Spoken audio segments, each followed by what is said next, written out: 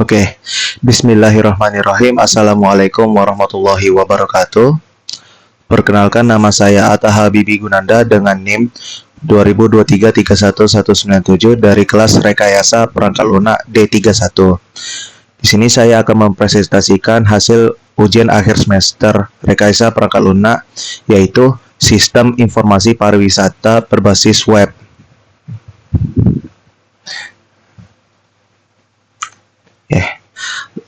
Untuk latar belakang, saat ini pengelolaan informasi pariwisata masih menghadapi kendala signifikan karena data objek wisata belum terintegrasi secara terpusat dan promosi yang masih bergantung pada media konvensional. Kondisi ini menyulitkan wisatawan untuk mendapatkan akses informasi yang akurat mengenai rute lokasi, fasilitas, dan ulasan terkini. Oleh karena itu, pengembangan sistem informasi pariwisata berbasis web menjadi solusi strategis untuk mendigitalisasi pengelolaan data pariwisata, sehingga memudahkan admin dalam pembaruan konten serta memberikan kemudahan akses informasi yang secara real-time dan transparan bagi wisatawan. Oke, langsung saja untuk dari diagram pertama, yaitu use case diagram, yang dimana diagram tersebut memetakan fungsionalitas sistem yang melibatkan dua aktor utama, yaitu admin dinas pariwisata dan wisatawan. Admin memiliki hak akses penuh untuk mengelola data master, sementara wisatawan dapat mengakses informasi publik seperti pencarian lokasi dan pemberian ulasan. Hubungan relasi include dan extend diterapkan untuk mempertegas prasyarat login bagi admin serta fitur opsional bagi wisatawan. Terdapat skenario, yaitu skenario kelola data objek wisata, dan hanya ini untuk sisi admin, yang dimana tujuannya admin berhasil memasukkan data objek wisata baru ke dalam database atau D2. Alur normalnya yaitu admin akan memilih menu kelola data objek wisata dari halaman utama admin. Yang kedua, sistem menampilkan daftar objek wisata yang sudah ada beserta tombol aksi. Yang ketiga, admin memilih aksi tambah data. Lalu, sistem menampilkan formulir input data wisata dari nama, deskripsi, kategori, lokasi, dan lain-lain. Lanjut, admin mengisi semua field data yang diperlukan dan menekan tombol simpan. Lalu sistem akan melakukan validasi data, misal memastikan field wajib diisi.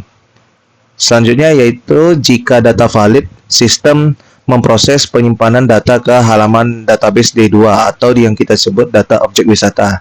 Dan yang terakhir, sistem akan menampilkan pesan konfirmasi, yaitu data objek wisata berhasil disimpan.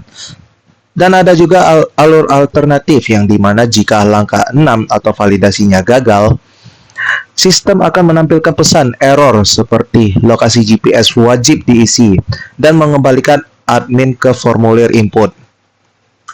Lanjut untuk skenario kedua, yaitu cari dan filter objek wisata untuk sisi wisatawan dengan tujuan berhasil menemukan objek wisata yang relevan dan melihat informasi dasarnya. Alur yang pertama yaitu wisatawan akan memasukkan kata kunci pencarian, misalnya danau, atau memilih filter kategori, contoh alam. Yang kedua, wisatawan akan menekan tombol cari. Lalu yang ketiga, sistem memproses query dan mengambil data dari database D2 dan D3. Atau D3 itu yang kita sebut data penunjang. Yang keempat, sistem menampilkan daftar hasil pencarian yang relevan dari nama, kategori, deskripsi singkat. Dan yang kelima, wisatawan memilih salah satu hasil pencarian. Dan yang terakhir adalah sistem melanjutkan ke use case, lihat detail wisata. Untuk alternatifnya, jika langkah 4 tidak menemukan data yang cocok, sistem akan menampilkan pesan, maaf, objek wisata tidak ditemukan. Oke, dan skenario terakhir yaitu input ulasan atau komentar untuk sisi wisatawan dengan tujuan berhasil mengirimkan ulasan, komentar, atau rating yang tersimpan di sistem. Alurnya yang pertama untuk wisatawan memilih opsi berikan ulasan di halaman detail wisata. Yang kedua, sistem menampilkan formulir input ulasan. Ketiga, proses include input komentar, yaitu wisatawan mengisi kotak komentar. Yang keempat, proses pilih rating dari 1 sampai 5. Yang kelima, wisatawan memilih nilai rating. Ini untuk opsional, tapi di skenario sukses kita anggap dipilih. Dan untuk ke 6 itu wisatawan menekan tombol kirim ulasan. Dan yang ketujuh, sistem akan melakukan validasi, misalnya nama dan komentar tidak kosong. Lanjut, sistem akan menyimpan data ke database D4 atau kita sebut data ulasan dan menautkannya ke objek wisata terkait. Dan yang terakhir, sistem akan menampilkan pesan konfirmasi yaitu ulasan Anda berhasil dikirim dan akan segera ditampil. Terdapat juga alternatif yaitu jika langkah 6 validasinya juga gagal, maka sistem akan menampilkan pesan bahwa field wajib tidak terisi dan meminta wisatawan untuk mengisi ulang. Oke, lanjut. Nah, sekarang ada kelas diagram yang dimana diagram tersebut akan menggambarkan struktur database statis yang terdiri dari 4 entitas utama, yaitu admin, objek wisata, fasilitas, dan ulasan. Fokus utama desain ini adalah penerapan relasi composition antara objek wisata dengan fasilitas dan ulasan. Hal ini menandakan hubungan kepemilikan mutlak, yang dimana keberadaan data fasilitas dan ulasan sepenuhnya bergantung pada data objek wisata induknya demi menjaga integritas data. Oke, lanjut ada activity diagram yang dimana visualisasi alur kerja fitur tambah data wisata membagi tanggung jawab antara admin, sistem, dan database menggunakan swim lanes. Poin krusial dalam diagram tersebut adalah adanya logika validasi sistem, yang dimana jika input data admin tidak lengkap, alur sistem dirancang untuk melakukan looping kembali ke formulir input, sehingga memastikan hanya data yang valid dan lengkap yang dapat tersimpan ke dalam database. Dan yang terakhir adalah sequence diagram. Diagram ini merincikan interaksi teknis antar objek berdasarkan urutan waktu dengan menerapkan pola arsitektur MVC atau Model View Controller. Melalui penggunaan fragment alternatif, sistem dirancang untuk menangani 2 skenario respons secara real time, yaitu menampilkan pesan error jika validasi logika pada controller gagal atau melakukan proses penyimpanan ke database atau model jika validasi berhasil. Selanjutnya untuk perancangan perangkat lunak, di sini saya ada 2 yaitu dari metode rancangan. Metode yang saya gunakan itu adalah waterfall atau kita sebut linear sequential model.